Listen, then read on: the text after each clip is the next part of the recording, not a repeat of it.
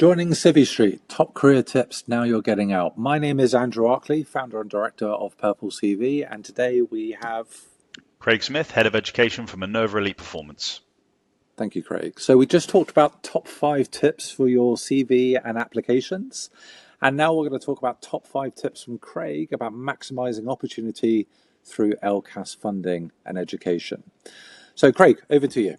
So I give these 5 top tips at every education event I go across the whole of the UK, so I had them worked out ahead of time.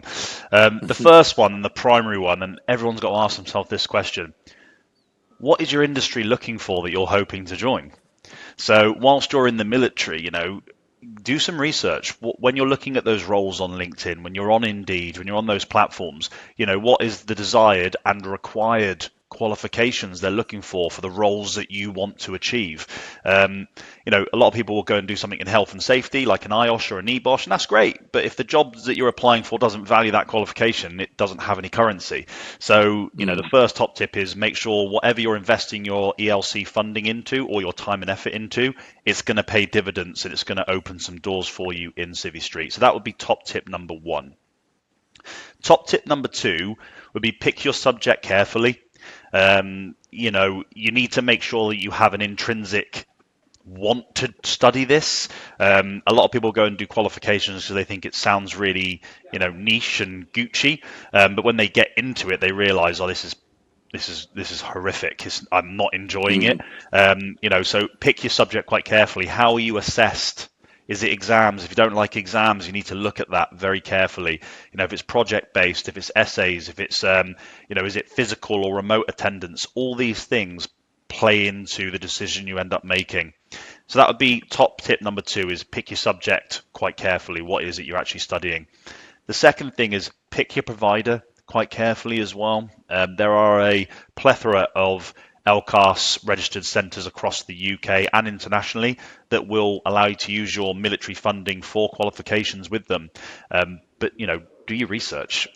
There's a real gulf in terms of the quality that's out there. So make sure you're using the ELC website, see what people are saying about those providers, and talk to each other. I cannot stress that enough. You're a smaller community than you think you are. If you're looking at doing something like an MBA with MEP, I can guarantee you someone in your sphere has done it. Did they have a great time with it? Were they supported? Did that provider really understand the community that you've come from and the experiences you've had, and did they help you and coach you and mentor you to translate that, or were you left out cold on your own? Because they are out there. So that would be top tip number 3. Top tip number 4 would be outcomes versus input. What I mean by that is what you're getting for this qualification in terms of who's going to care.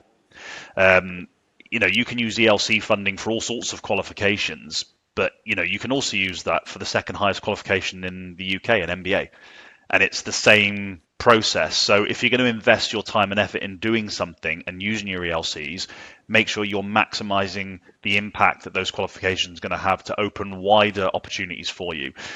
I always liken that to, if you know exactly what you want to do in Civvy Street, then you need a scalpel.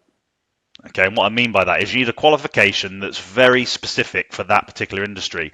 If you're not quite sure, then do a sledgehammer. Do a qualification that every sector and every industry is going to care about: leadership management, HR, project management, because every industry is going to see that could help us in this way, that could help us in this way. If you've got a master's degree in, military history, that's fantastic, but do they care? I mean, it shows that you can study at master's level, which in itself is something about you, which is great, but can they use that qualification in that industry? So you also have to think about, are the qualifications you're doing, are they interesting to you, and that's where it ends, or are they interesting and purposeful, meaning you can actually use them in a sector? And then the 5th tip, and it's going to sound very obvious, but it's not: use your ELCs, ladies and gentlemen. And that's not me saying that from a predatory perspective as a provider. Use them anywhere, not with us. I don't care where you use them, but please use them because they expire. The amount of individuals I've met that have had £6,000 worth of MOD ring fence funding for them to upskill, and they get out the military and they just let the time and the clock run out, and then they can't utilize that money. That's your money. That's £6,000 of your money. You've earned that because you stayed in the armed forces for the amount of years it required to accumulate that. If you don't use it, you lose it. And ironically, the same people who lose it are the ones that often say to me, I can't seem to get a job that's really paying me my worth. Well, you're not at fault, but if you'd use some of those ELCs to get yourself some really impressive qualifications, who knows what doors it might open. Qualifications can be keys to doors that are otherwise locked to you. If you change the way you look at them, they're useful to have in your back pocket. And that's my 5 top tips. Great. Yeah, some great advice there, Craig. Thank you. You're welcome. It's been great chatting to you today, to be honest with you, Andrew. I think this whole series has been really quite poignant when you look at the topics we've covered. So just from my why did I want to do this series? Why was I interested when it got talked about? It's the conversations I've had with people.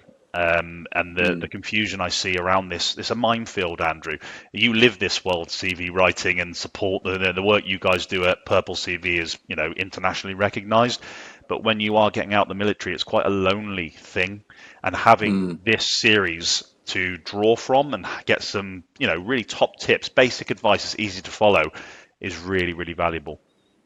Yeah, absolutely. And I've really enjoyed it too, Craig. And thank you for the great advice you've given around ELCAS. I've learned some new information today, which I didn't know before. So, yeah, really enjoyed it. I really hope the tips that Craig and I have given today help you on your journey and help you in your career.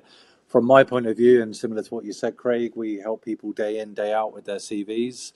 And so many people forget they read into the CV way too deep. The CV is just there to do one thing and one thing alone, and that's to get you an interview. And so many people go way above and beyond, but it's only there to get you an interview. So when you do put your CV together, please make sure you consider the tips that Craig and I have given today, and just remember it's there to get you an interview. And as a result of that, whatever you put on your CV, make sure that we portray that value that we're going to deliver to that prospective employer. Think about the value, think about the impact, and make sure that your content is tailored accordingly.